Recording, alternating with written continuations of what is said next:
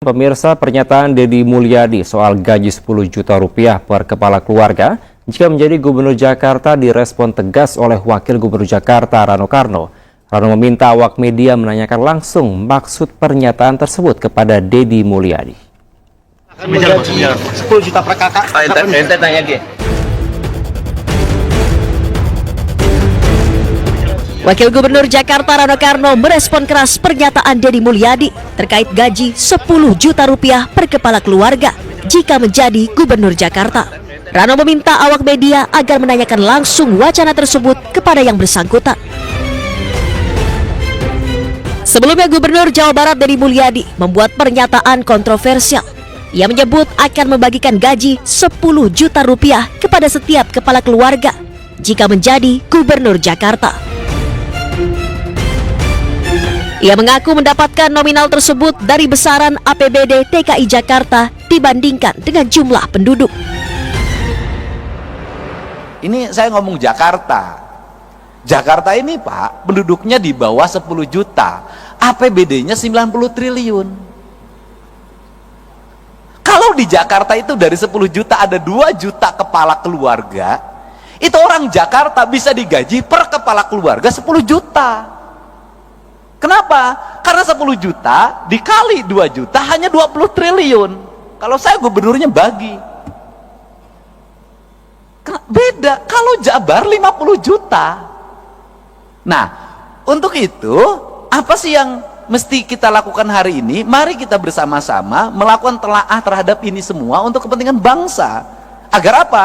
Agar ke depan bangsa kita terus mengalami peningkatan sumber daya manusia. Pernyataan Deddy Mulyadi ini pun mendapatkan kritik dari anggota DPRD DKI Jakarta Dwiryo Sambodo. Ia menilai pernyataan tersebut menunjukkan ketidakpahaman Deddy terhadap fungsi dasar anggaran pendapatan dan belanja daerah atau APBD. Menurutnya, APBD berbeda dengan bantuan sosial.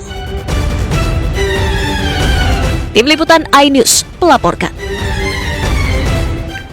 Sementara itu, staf khusus Gubernur Jakarta Ciko Hakim menilai Deddy Mulyadi salah perhitungan atas besaran APBD Jakarta dibandingkan jumlah warganya.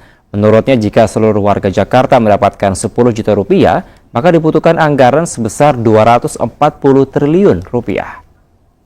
Deddy Mulyadi ini sebenarnya sama dengan Akram, punya semangat, punya niat baik untuk membangun daerahnya masing-masing dan khususnya untuk kesejahteraan warga. Tapi wajar nggak Bang angka 10 juta per bulan? Mohon maaf, tapi di situ beliau salah hitungan. Karena kalau 10 juta kali 2 juta warga itu artinya 20 triliun sebulan. Sementara beliau kan menggaji 10 juta per bulan.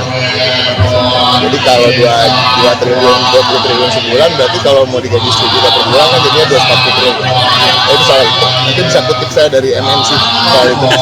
Tapi intinya saya tidak mau mencemooh atau apa. Artinya Kang Deddy mungkin terlalu semangat sehingga sampai salah hitung gitu aja. Tapi saya tetap mengapresiasi Kang Deddy sebagai salah satu gubernur terbaik di Indonesia saat ini, dan sama niatnya sama Mas Pram untuk menjaga warga.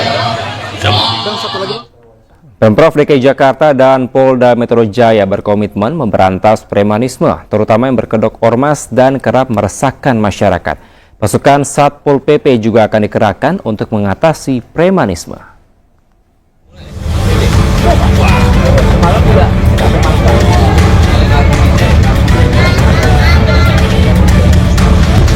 Pemerintah Provinsi DKI Jakarta berjanji akan memberantas premanisme berkedok ormas yang kerap meresahkan masyarakat.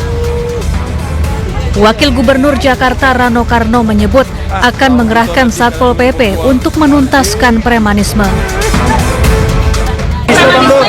Oh, sekarang kan Pak Presiden juga sudah instruksikan, Kapolri sudah instruksikan harus lakukan pembenahan masalah premanisme ini. Satpol PP mau digerakin juga nggak Bang? Oh pasti ya. Kapolda Metro Jaya, Irjen Pol Karyoto juga menyatakan akan menindak tegas segala bentuk premanisme. Anti premanisme. Ya mudah-mudahan dengan kita sudah melakukan action ini tidak ada orang yang mencoba mencoba mencari panggung, kemudian mencoba membuat keonaran dengan atribut-atribut ormas. Kami siap menindak secara hukum bila mana memang sudah ada pelanggaran hukum secara nyata-nyata. Sebagai bagian dari penertiban, aparat juga telah menurunkan ratusan bendera dan 2 spanduk ormas dalam operasi Brantas Jaya 2025 di Jakarta. Dari Jakarta, tim liputan iNews melaporkan. Pemirsa, Hari Raya Waisak dirayakan oleh umat Buddha di Vihara Dhamma Cakka Jaya di kawasan Sunter, Jakarta Utara. Prosesi ibadah dimulai pada pukul 9 pagi, ditandai dengan dibunyikannya genta dan tambur. Kemudian bhikkhu sangha memasuki tempat ibadah, membacakan sabda Buddha serta memimpin doa. Umat Buddha yang mayoritas datang bersama dengan keluarga pun berdoa dan bermeditasi. Tercatat ada 6.000 umat Buddha yang beribadah di Vihara Dhamma Cakka Jaya ini. Di tahun ini Waisak mengusung tema kebijaksanaan sebagai dasar keluhuran bangsa.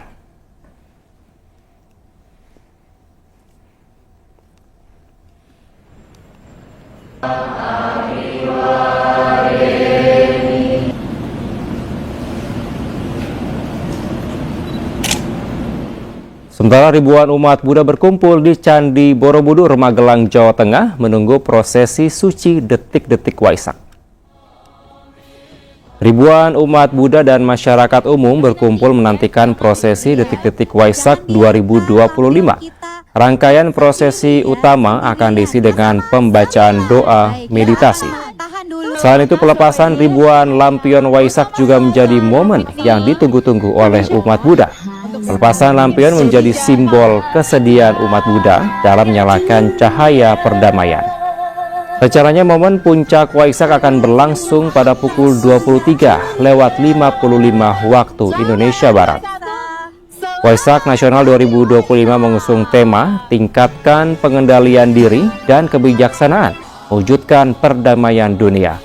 Tema ini mengajak umat Buddha dan masyarakat umum untuk merefleksikan pentingnya kedamaian batin sebagai pondasi perdamaian dunia. Dia sama 9. Baik, kita akan tahan dulu. Panas, Bapak Ibu. Cahaya lampu utama selatan, Lupitni. Kami untuk dapat mungkin jadi bahagia dunia. Menteri Agama Nasaruddin Umar menghadiri perayaan Waisak di Vihara Ekayana Arama, Jakarta. Dalam momen ini, Menak pun menyerukan pesan toleransi dan kebersamaan dalam kebinekaan.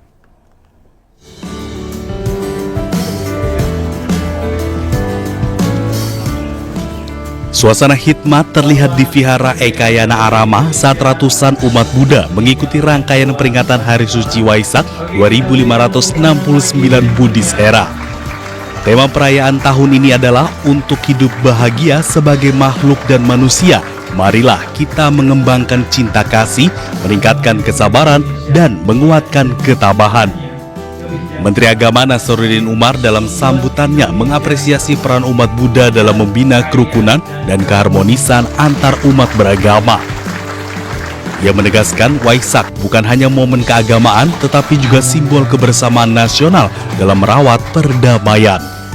Pemerintah DKI juga memperkuat dialog antar umat beragama melalui program-program kerukunan yang melibatkan tokoh masyarakat, agama, dan generasi muda.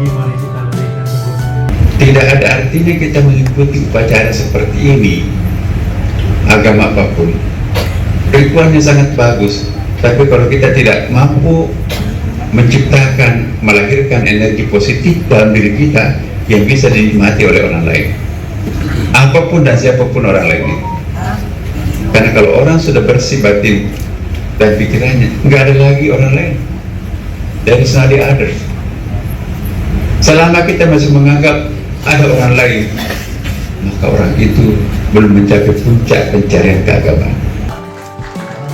Peringatan Waisak tahun ini dijadikan momen untuk merefleksikan makna kehidupan membangun solidaritas dan menyebarkan nilai-nilai kebijaksanaan Buddha di tengah masyarakat modern. Para umat juga mengikuti rangkaian puja bakti, meditasi, dan pemberkahan air suci dengan tertib dan damai. Dari Jakarta, Jen Cahyani, Andri Setiawan, iNews melaporkan.